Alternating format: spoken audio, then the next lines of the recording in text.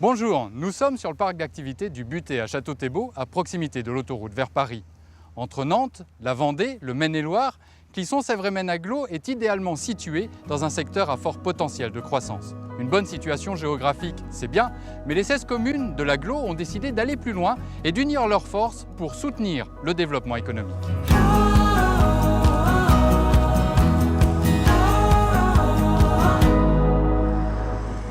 Un des atouts majeurs du territoire vient de la diversité de ses secteurs d'activité. Industrie, agroalimentaire, artisanat, tertiaire, commerce de proximité, toutes les mailles de ce tissu économique participent à son dynamisme. Conscient de cette force, l'Agglo s'engage dans l'accompagnement, la promotion et l'animation de cette richesse économique. La chance sur cette agglomération d'avoir une histoire économique réelle, des histoires, et cette synergie du regroupement nous permet, après avoir fait connaissance, de mettre en commun pour emmener cette histoire économique encore plus loin. Et nous devons être des facilitateurs. Nous ne pouvons pas faire à la place d'eux, mais nous pouvons toujours aider et faciliter les choses. Secteur traditionnel ici, tout comme la viticulture, l'agroalimentaire est un pôle de dynamisme important.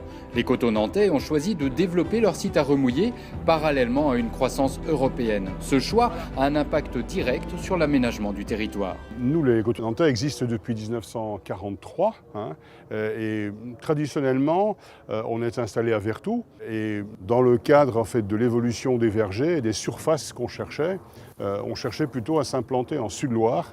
Et on a trouvé quelque chose de merveilleux à Remouillé. On était en plein dans l'esprit des coteaux nantais, de pouvoir s'installer à la campagne. Et pour qu'également on puisse réussir notre exploitation en bio, il faut avoir un sol qui est sain et qui est un sol de qualité. On a des collaborateurs, chose que je n'avais jamais imaginée, qui ont décidé de s'installer ici, qui étaient des gens, qui étaient des citadins, qui ont découvert à travers ce site un peu magique, probablement une autre voie, une autre vie en pleine nature.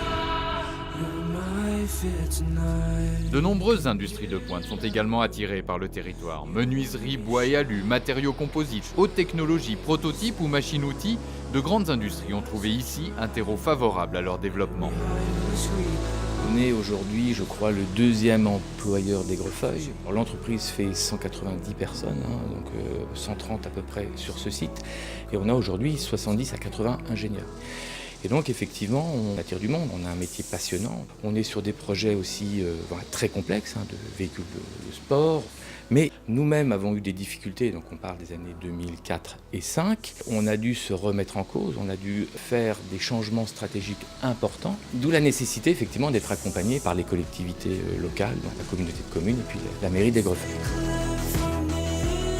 Le dynamisme économique passe aussi par l'essor de nouvelles formes de travail et de nouvelles formes d'entreprise sur le territoire. Et à 5 minutes de la gare tram-train de Clisson où nous sommes, la maison de l'économie et du numérique devrait prochainement voir le jour.